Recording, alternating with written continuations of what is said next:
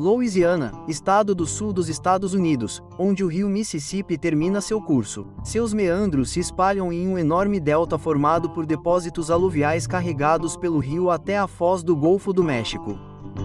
Esta é a região do Bayou, uma área de terra e água estagnada que mede um quarto do tamanho da França, possui um ecossistema excepcionalmente rico e o mais fértil pesqueiro dos Estados Unidos.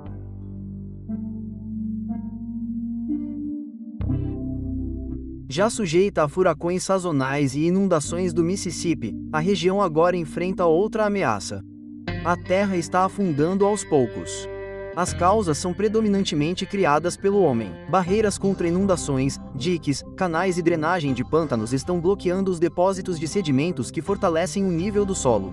Estima-se que o tamanho equivalente a um campo de futebol desaparece a cada hora. Nesse ritmo, a Louisiana terá perdido 30% de seu território antes do final do século. A vida como se mantém em terras em vias de desaparecer?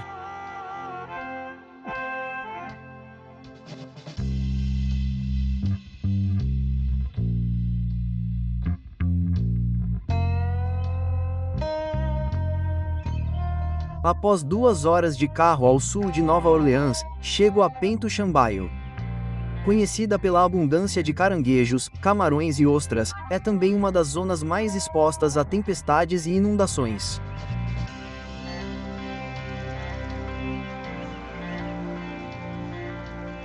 Duane é capitão de um barco no Mississippi e passa todo o seu tempo livre pescando nos pântanos. Sinto que o estilo de vida aqui no Bayou está intimamente ligado à natureza. Dom, você tem muita liberdade, sabe? Assim como eu, acordo de manhã para, quando começa a temporada de camarão, ir pescar camarão. Bem, esta manhã eu acordei às 4 da manhã, fui pescar caranguejos, sabe? Todo o seu entorno está lá, sabe? Seja o que for que você queira fazer, é quase como uma criança com um brinquedo novo, sabe? Você acorda de manhã e vai atrás. E como eu disse, eu faço isso há 30 anos. Eu gosto de fazer isso. Espero continuar fazendo isso por mais alguns anos. Muitas pessoas idosas que moravam aqui embaixo, era só isso que faziam, sabe?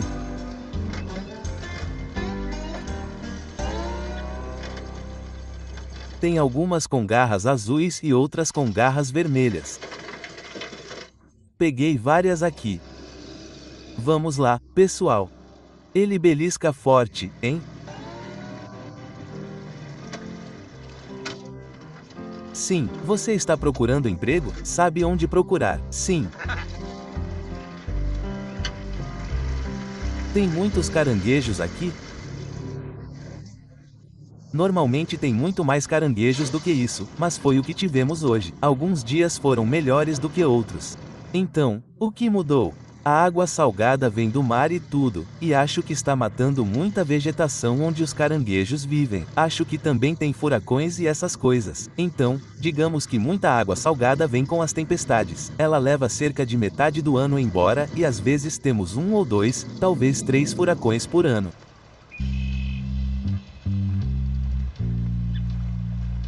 A casa de Duane foi destruída 3 vezes por furacões. Em vez de se mudar, ele e sua esposa Sherry decidiram ficar e reconstruir. Vou até Pointe, uma vila próxima, para dar uma olhada na casa nova deles. Como você está? Sua casa é magnífica. Quando você a construiu? A casa original tem cerca de 25 anos, mas tivemos 3 furacões que a inundaram. Perdi minha casa 3 vezes.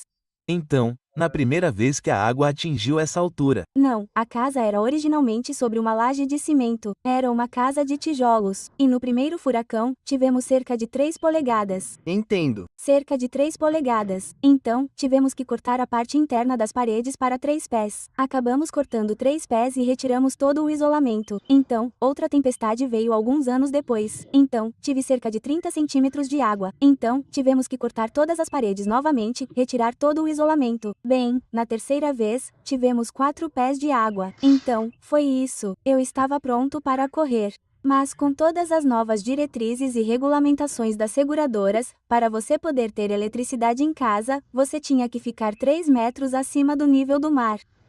É por isso que minha casa agora tem 3 metros. Estou impressionado com a quantidade de palafitas em que sua casa foi construída e com a espessura delas. Elas são muito maiores do que as que você vê nas casas vizinhas. Eu estava preocupado que se viesse outra tempestade ou apenas uma tempestade forte, o vento pudesse balançar a casa para frente e para trás. Então, investimos um dinheiro extra para comprar 30 por 30 metros. E temos 220 metros embaixo desta casa. E ela não vai a lugar nenhum. Ela não balança. Não se move nem um pouco. Bem-vindo, Felipe. Obrigado.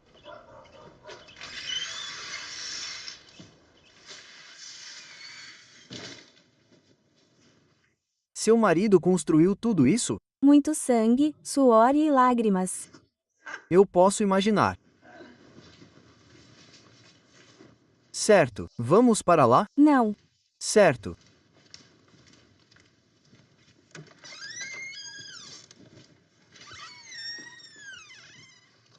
Mas, apesar de todas essas catástrofes, você decidiu ficar aqui de qualquer maneira. No começo, fiquei chateado e escrevi, à venda, com uma lata de tinta spray, mas quem vai comprar quando você tem 1,20 m de água? Então, meu marido não é carpinteiro, ele é capitão de barco, mas ele é muito habilidoso e reconstruiu nossa casa.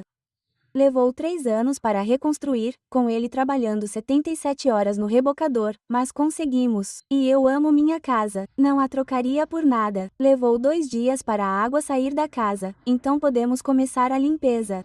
E como você pode ver, essa é a grande pilha no meu quintal com todos os meus pertences. E quando você voltou, tudo estava destruído. O que você pensou naquele momento? Eu queria ir embora, eu não queria ficar. Então, moramos com minha mãe por meses antes de realmente voltarmos para cá. Mas, as pessoas na cidade não eram tão amigáveis quanto são aqui, e foi isso que nos fez decidir. Precisávamos voltar para casa. Então, decidimos nos mudar.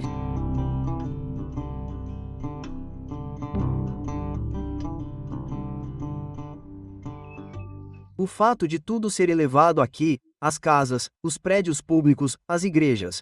Você acha que isso dá ao Bayou uma nova identidade arquitetônica? Ah, sim, é apenas o nosso estilo de vida. Ninguém queria realmente viver, mas sabíamos que se quiséssemos permanecer juntos como uma família nesta comunidade, era isso que tínhamos que fazer. E eu era totalmente contra levantar. Eu realmente era. Mas agora que estou alto, estou bem. Essa é definitivamente a nossa identidade. Agora, se você quiser viver no Bayou, terá que elevar. Terá que viver em cima. Ao elevar sua casa, Sherry a protege de inundações. Mas isso me parece uma solução temporária. O que ela fará em algumas décadas, quando as águas estiverem permanentemente no sopé das palafitas? Para se preparar para essa situação, os moradores do distrito de Lafour Bayou, localizado mais ao leste, optaram por uma solução radical, cercando-se de enormes diques medindo 80 quilômetros de circunferência. O Indel Corol é o responsável por este sistema de diques.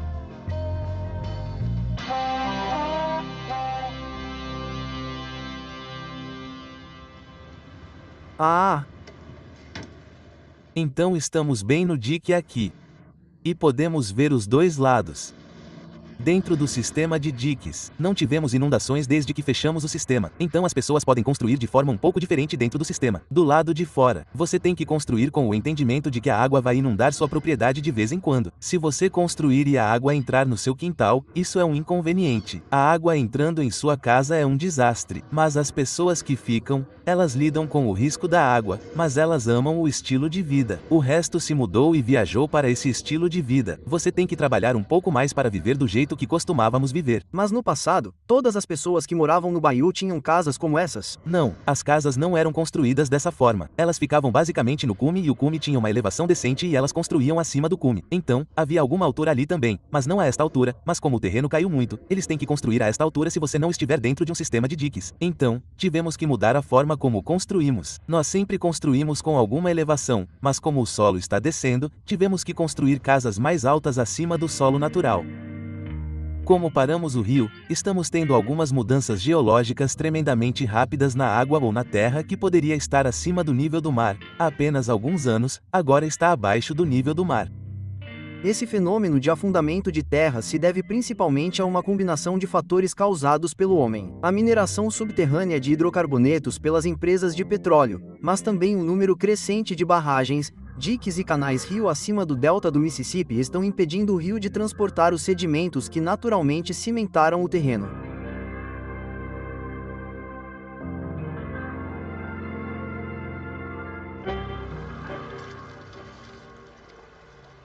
A água aqui está a 8 pés abaixo do nível do mar, certo? E a água aqui está no nível do mar ou mais, na verdade, quase mais 2. certo. E quando esse dique foi construído? Começou em 1976 e terminou em 1993. Desde então, temos aumentado a altura e melhorado.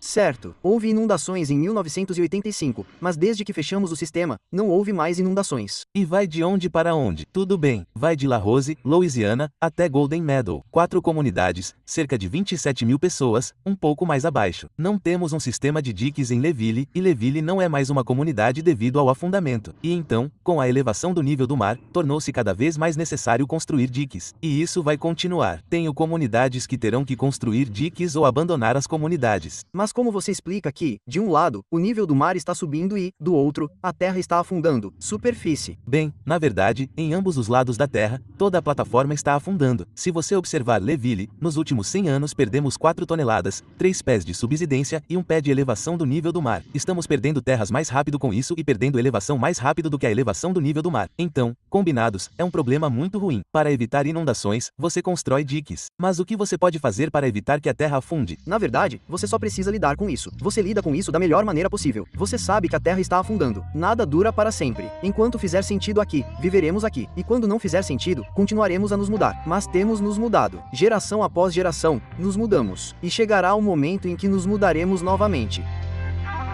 O Wendell tem uma abordagem pragmática. Para ele, onde quer que haja um pedaço de terra restante, você fica aqui e constrói muros de proteção ao redor. Mas o que isso representa para as pessoas que vivem aqui? Nick é um pescador de ostras e vive dentro do sistema de diques.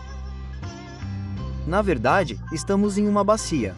Então, o nível está completamente circular. Sabe, ele mantém a água fora. Espera aí. E essa é a nossa proteção contra os furacões. Espero que funcione. Olá. Ei, querida, como vai? Bem, como vai? Eu sou o Fipe. Oi, eu sou Lori. Prazer em conhecê-la. É surpreendente que você esteja do lado certo do dique, mas mesmo assim tem erguido sua casa. Sim, nós erguemos. Quer dizer, na maior parte do tempo, a menos que aconteça algo realmente grave. Sabe, estamos protegidos. Estamos dentro do... Dick, então, sim, me sinto protegida. O que vai te proteger do Katrina? Sabe, nada. Eu não fico. Certo.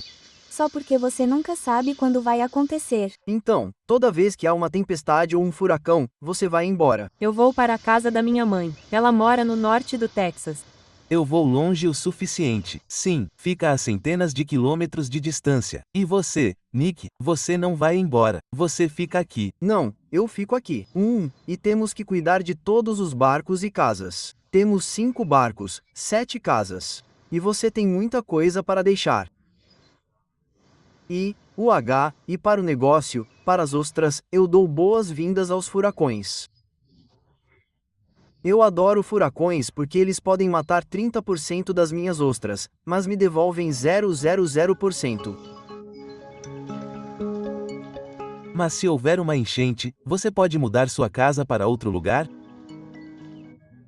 Mudar agora seria muito caro, mas pode ser mudado. Acho que se eles mudassem agora, eles mudariam em uma barcaça. Achei esta casa na estrada a cerca de 24 ou 30 quilômetros e eu a comprei. Era uma casa velha onde moravam um homem e uma mulher, e era bem velha. Era uma casa de espingarda, só a parte grande, e esta parte era um galpão. Colocamos seda do lado de fora porque é natural. É durável. Dura muito. É de baixa manutenção. Então, sabe, e aqui estamos nós. Mas quando olho para esta casa, parece tão leve e está apenas erguida sobre palafitas. É como se tivesse decidido que a natureza é mais poderosa que o homem e que é inútil tentar combatê-la. Não realmente. Acho que é um acerto e um erro. Quer dizer, é a mãe natureza. Acertar e errar em qualquer lugar. Sabe, na década de 1930, se as pessoas tivessem sido espertas, teriam deixado o rio correr no Beilu. A terra ainda estaria sendo construída e todos nós viveríamos em casas flutuantes. E nossas casas flutuantes subiriam e desceriam com a maré. E aí, eu acho, é onde o núcleo de engenheiros e o governo talvez tenham cometido um erro aqui perto da costa. Eu sempre disse isso quando criança. Por que não moramos do lado de Baia? Porque era lá que todo mundo morava no começo, exceto um Baia. O que sobrou do Baiú?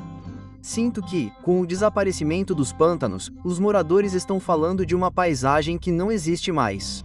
Indo algumas dezenas de quilômetros mais ao norte, até Grand Bay, fiquei sabendo da existência de um baiú preservado, reconhecido como reserva natural protegida.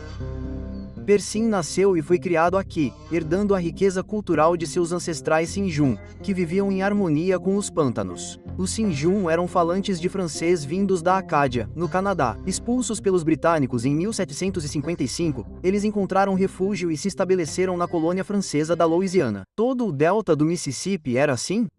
Acredito que a maior parte era assim.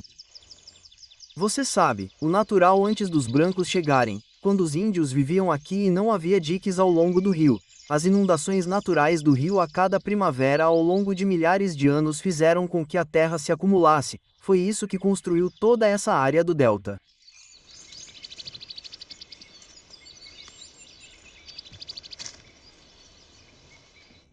Quem foram os primeiros habitantes do Baiú e como eles viviam? Os primeiros habitantes provavelmente foram nativos americanos, índios. Essas foram as primeiras pessoas. Eles meio que se misturaram com os acadianos quando eles chegaram. Na verdade, os acadianos provavelmente aprenderam muito sobre como viver da terra com essas pessoas. Você sabe, muitos dos acadianos que se mudaram para cá eram pescadores e conseguiam viver da terra. E quando essas duas populações se misturaram, em que tipo de habitat eles viviam? Acho que uma das diferenças entre o que aconteceu em muitos lugares na América e aqui é que eles tiveram que erguer as estruturas por alguns motivos. Um deles foi a enchente. Havia muitas enchentes acontecendo. E então, com as enchentes, vieram as cobras e coisas assim. Então eles tiveram que erguer as casas para manter os animais afastados, mas também para mantê-los frescos. Então, você encontrará até mesmo as estruturas mais pobres, algumas das estruturas antigas dos anos 1900 que foram construídas com ciprestes antigos e até mesmo as mansões tinham características semelhantes, mas eles podiam viver lá e também viver da terra porque havia uma enorme quantidade de diversidade. O Baiú está gradualmente desaparecendo e isso é uma verdadeira catástrofe. Ao mesmo tempo, testemunhei uma energia incrível dos moradores. Você acha que eles são capazes de reinventar seu modo de vida, como vivem? O único problema que pode ser grave seria um impacto direto de um furacão que destruiria a terra, destruiria lugares como Jeanshao. E isso poderia ter um impacto profundo sobre como as pessoas são aqui e o que elas fazem. Mas a cultura está em todos os lugares, cara, é uma cultura que as pessoas amam. Ela nunca vai se perder. A terra pode se perder, mas não a cultura.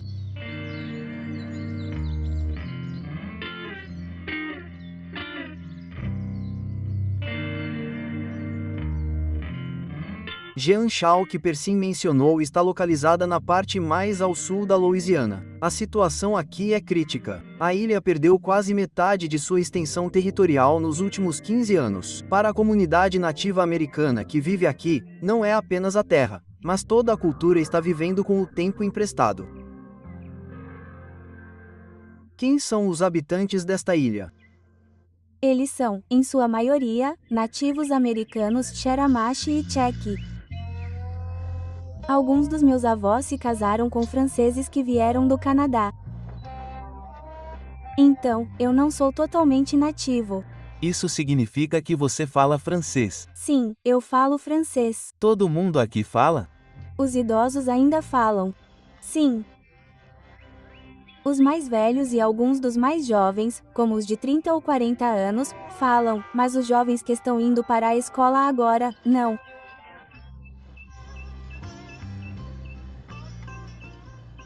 Fico impressionado com a altura dessas casas. Qual é a altura delas? 3 ou 4 metros. Esta casa aqui está 15 pés acima do nível do mar. Nível do mar. Bem, costumava haver ilhas-barreira no Golfo, e isso ajudou muito a proteger esta terra e tudo ao redor. Mas lá estão todas erodidas. Todas se foram. Você se sente muito mais exposto agora do que antes. Definitivamente. Sim, eu digo isso. Ah, sim. Muito, muito. Muito, muito. Sim. Por que isso? Não. Sobrou nada. Sabe, e eles não estão construindo aquele grande dique em volta de nós porque disseram que para incluir a ilha custaria muito dinheiro. Então, É verdade que quando você olha ao redor, você vê que realmente não sobrou nada. Não há terra, nem árvores. E você pode ver que a água está ganhando terreno. sim, havia, muito mais do que eles têm agora. Costumava ser um pedaço de terra. Porque costumávamos pescar do outro lado e não está mais lá.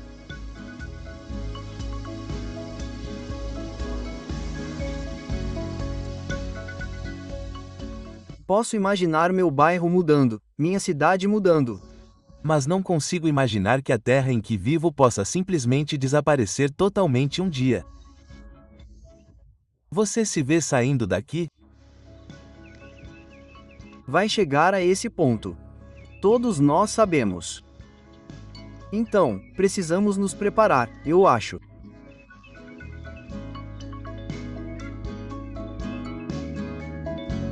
Muitas pessoas já foram embora, correndo o risco de a comunidade se dispersar. Albert, o chefe, tenta convencer os moradores restantes de que é hora de deixar a ilha. Você acha que sua comunidade pode continuar existindo em outro lugar? Se pudermos acolher as pessoas daqui, reunir todos aqueles que foram expulsos desta comunidade, do que chamamos de ilha. Se conseguirmos reunir as pessoas novamente, esta comunidade sobreviverá. Nossos filhos chamarão essa nova comunidade de lar, assim como chamamos isso aqui de lar. Então, será um lugar diferente, uma geração diferente, mas as crianças de lá, poderíamos ensiná-las que era o paraíso, e isso porque podíamos correr por toda esta ilha aqui. Era nossa.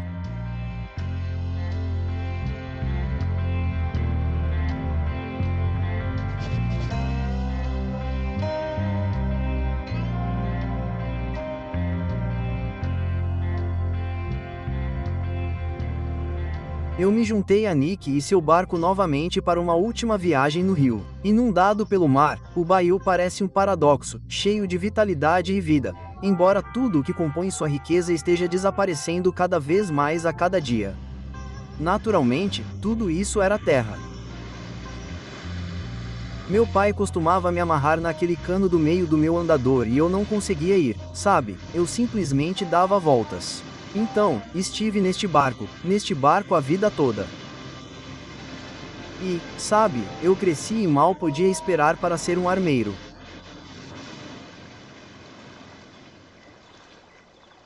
Ano que vem, muita terra se foi.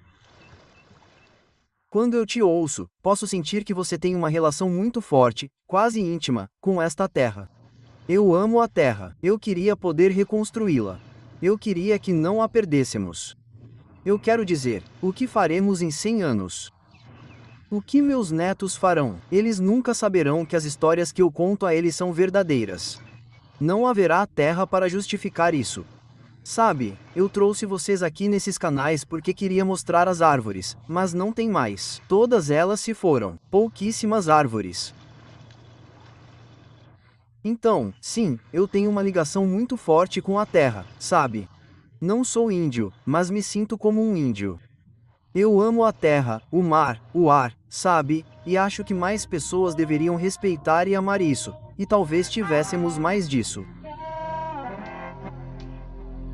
Ao deixar o Bayou, fico impressionado com a resiliência dos seus habitantes, com a capacidade deles de lidar com situações extremas. A destruição gradual da ilha não destruiu a vontade deles de viver aqui, mas reforçou o senso de pertencimento à mesma comunidade. Ele está tentando me pegar, esse aqui.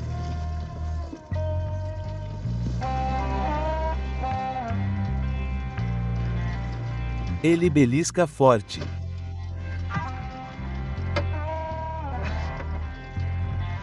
Mesmo com luvas.